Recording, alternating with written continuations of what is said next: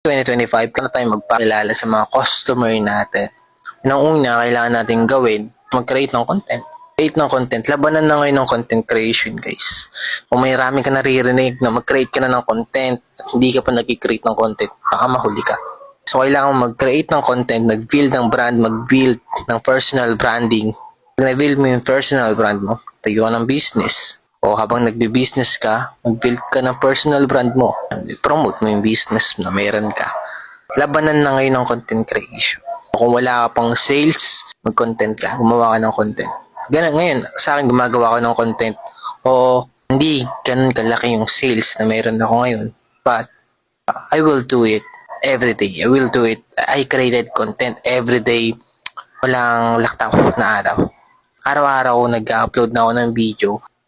Yun yung commitment ko sa sarili ko na mag-upload araw-araw ng video, walang mintes.